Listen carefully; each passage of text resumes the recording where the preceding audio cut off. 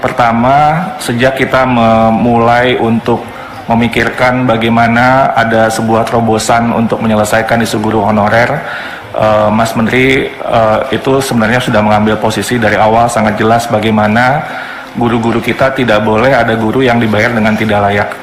Jadi ini sebuah hal yang dari hari pertama Mas Menteri sudah sampaikan kepada seluruh tim, dan kita memikirkan berbagai macam cara untuk melakukan itu. Hal yang tercepat yang bisa kita lakukan di awal, mungkin Bapak Ibu masih ingat, adalah ketika kebijakan Merdeka Belajar ketiga, BOS itu yang tadinya dipagu 15% untuk pembayaran guru honorer bisa menjadi 50%. Dan kemudian kita terus, BOS sekarang bisa jadi fleksibel, bahkan dengan masa pandemi ini, kepala sekolah bisa lebih besar untuk mengalokasikan gaji untuk guru honorer. Dan kemudian komitmen untuk bagaimana guru-guru kita mendapat kesejahteraan dan perlindungan kerja yang lebih baik ini kemudian kita rumuskan dalam sebuah seleksi untuk guru ASN P3K.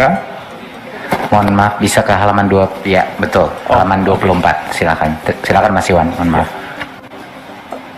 Untuk seleksi guru ASN P3K, karena ternyata permasalahannya ada lebih besar daripada meningkatkan kesejahteraan dan perlindungan guru, yaitu bahwa di sekolah-sekolah kita, sekolah negeri yang ada, itu sekitar 40% lebih guru-gurunya tidak mengalami rekrutmen secara yang semestinya. Artinya terjadi sebuah supply dan demand, masalah supply dan demand yang sudah lama, sehingga guru-guru masuk menjadi guru tanpa perlindungan kesejahteraan dan kondisi kerja yang baik. Dan inilah yang kemudian ingin kita tuntaskan dengan seleksi guru ASN P3K ini.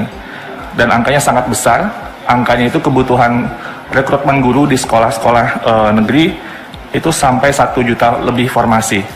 Sementara guru honorer yang ada di sekolah negeri itu angkanya 742.000. Jadi ini sebenarnya kalau dilihat dari proporsinya, formasi itu lebih banyak daripada guru honorer yang ada.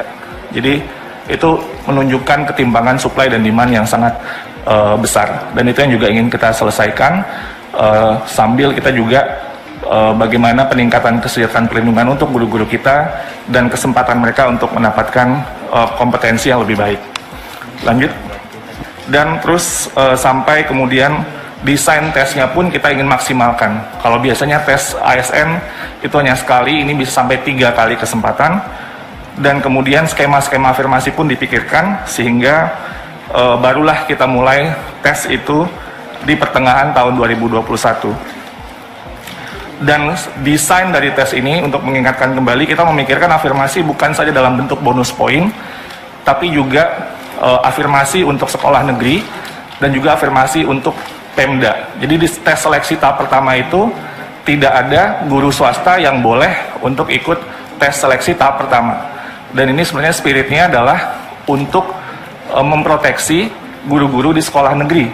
Jadi itu sebenarnya desain dari awal untuk seleksi tahap pertama. Dan untuk Pemda, tadinya kita memikirkan bisa lintas Pemda, tapi ternyata kita memikirkan juga berbagai hal yang mungkin bisa menjadi pertimbangan, itu baru dibuka di tahap ketiga. Sehingga afirmasi terhadap yang di Pemda yang bersangkutan itu sampai tahap kedua. Sehingga tidak terjadi sebuah mobilisasi yang bisa jadi lebih besar gitu ya. Nah, ini afirmasi terhadap sekolah negeri itu kita desain, afirmasi terhadap Pemda juga kita desain, sebelum kemudian tahap 3 itu yang lebih artinya lebih persaingannya lebih bebas, dan kita akan melakukan optimalisasi jika masih ada formasi yang tersisa dan guru yang layak, yaitu yang lulus passing grade-nya. Lanjut.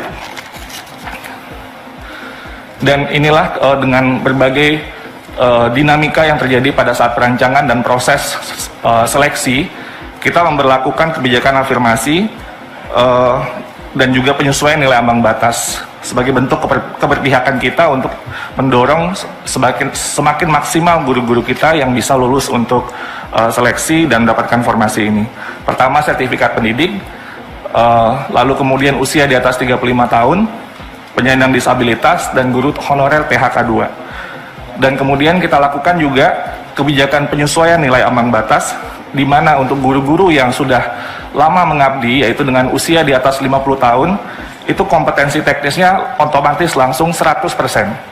Jadi kompetensi teknis yang di Tenggarai waktu itu sangat sulit, itu kita berikan afirmasi maksimal 100% kepada guru-guru di usia 50 tahun. Ini juga masukan dari Komisi 10 pada waktu itu, dan juga mereka juga mendapatkan bonus 10% untuk kompetensi manajerial, sosiokultural, dan wawancara. Dan setelah itu pun semua peserta seleksi mendapatkan nilai afirmasi 10% dari kompetensi teknisnya. Lanjut. Nah, kondisi pada saat ini, Bapak Ibu yang terhormat, yang sudah disampaikan oleh Mas Menteri tadi, sudah 293.000 atau hampir 300.000 guru honorer yang sudah lulus formasi pada ujian pertama dan kedua dan akan segera diangkat menjadi guru P3K. Jika kita melihat angka ini dari formasi yang dilamar, nanti akan saya jelaskan, ada formasi yang dilamar, ada formasi yang tidak dilamar, itu sekitar 75,7%. Jadi artinya angkanya cukup tinggi dari formasi yang dilamar. Atau kalau kita lihat dari total formasi, angka ini sekitar 58,0% dari 506.252 formasi. Ini angka yang sangat besar, persentase yang sangat besar. Lanjut. Nah, tapi pada saat yang bersamaan, kita juga melihat sebuah data yang menarik Bapak Ibu, yaitu ada 117.000 formasi lebih yang tidak dilamar sama sekali di tahap 1 dan di tahap 2. Dan ketika kita buka datanya, ternyata kita bisa melihat sebuah tren bahwa guru-guru kita tidak melamar ke daerah-daerah yang aksesnya terbatas atau terpencil, atau daerah khusus atau daerah 3T. Ini misalnya kalau di DKI Jakarta, misalnya guru-guru di Kepulauan Seribu melamarnya di Jakarta Utara, gitulah kira-kira ya. Jadi atau yang di daerah desa ngelamarnya ke kota di wilayah kewenangan yang sama, padahal sebenarnya kalau dia bersaing di formasi ini, itu mungkin besar kemungkinan dia akan mendapatkan formasi tersebut. Jadi ternyata banyak, ini 100.000 ini banyak sekali Bapak Ibu, ini lebih dari 20% formasi yang tidak dilamar sama sekali. Ya ini nanti mungkin kita bisa isi dengan optimalisasi formasi. Tapi ini sebarannya juga ada per provinsi yang mungkin juga bisa menjadi perhatian Bapak Ibu sekalian.